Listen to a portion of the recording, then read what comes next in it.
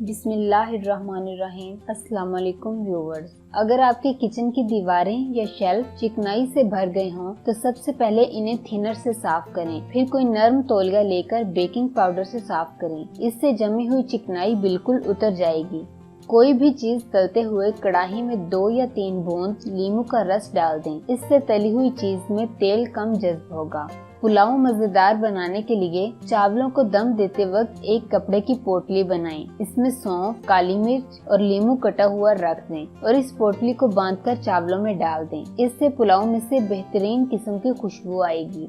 अक्सर हांडी पकाते वक्त आलू शोरबे में घुल जाते हैं। इनको घुलने से बचाने का आसान तरीका ये है कि आलू छीलकर या काटने के बाद इन पर नमक छिड़ककर रख दिया जाए और 15 मिनट के बाद इन्हें खूब अच्छी तरह धोकर हांडी में डाला जाए। अंडों को महफूज करने के लिए अगर इन्हें पिसे हुए नमक में रख दिया जाए तो ये ज्यादा अरसे तक महफूज रह सकेंगे। अक्सर बिरयानी के चावल नीचे पैंदे से लग जाते हैं। इसके लिए अगर आप देगची में तेल और दही की तह लगाकर ऊपर से चावल डालें तो चावल नीचे देगची के पैंदे में लगने से महफूज रहेंगे। अगर बावर्ची खाने के दरवाजों, खिड़कियों और सुराखों में नींबू का रस निचोड़ दिया जाए तो चींटियां भाग जाती हैं। तंदूरी रोटियों को ताज़ा करने के लिए इन पर पानी लगाएं और गरम तवे पर बिल्कुल हल्की आंच पर पतीले से ढककर रख दें। इस अमल से 5 मिनट के बाद आपकी रखी हुई रोटियां ताज़ा हो जाएंगी। अगर आपके किचन में मौजूद सिंक की नाली बंद हो गई है तो गर्म पानी में कपड़े धोने का सोडा शामिल करके सिंक में डाल दें। इससे सिंक की नाली बिल्कुल साफ हो जाएगी। चुकंदर उबालने के बाद अगर इस पर थोड़ा सा सिरका या नींबू का रस छिड़क दें तो इससे चुकंदर का रंग खराब नहीं होगा और न ही जायके में कोई तब्दीली आएगी।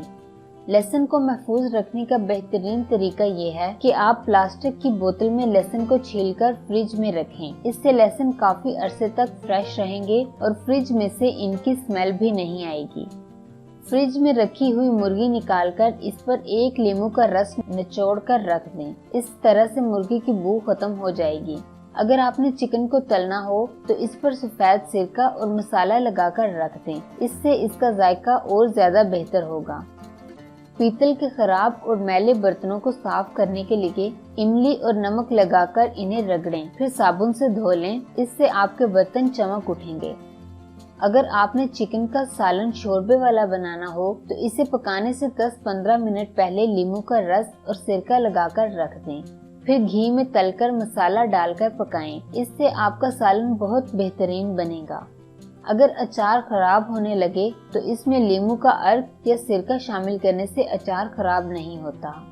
फ्रेंच फ्राइज यानी आलू के चिप्स काटने के बाद इन्हें गर्म पानी में नमक और सिरका डालकर रख दें और जब तलना हो तो छन्ने में छान लें। इस तरह से चिप्स खस्ता और करारे तैयार होंगे। और अगर सूखे कॉर्नफ्लोर में ये आलू उलट पुलट कर तलें तो चिप्स का जायका मजीद मजेदार होगा। चाय बनाते वक्त जरा सी दालचीनी डालने से चाय खुशबूदार होगी और गले के लिए भी बेहतर रहेगी।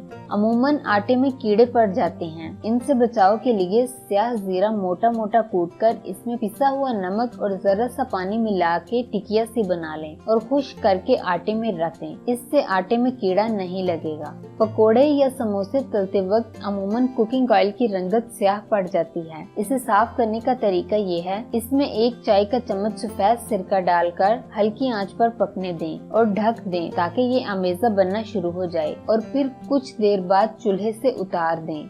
इससे तेल साफ हो चुका होगा। अब आप इसे छानकर दोबारा इस्तेमाल कर लें। व्यूअर्स, आपसे रिक्वेस्ट है कि इस वीडियो को लाइक करें और अगर आपने अभी तक चैनल को सब्सक्राइब नहीं किया तो प्लीज सब्सक्राइब करके साथ लगे घंटी के बटन को भी दबा दें। आपका बहुत शुक्रिया।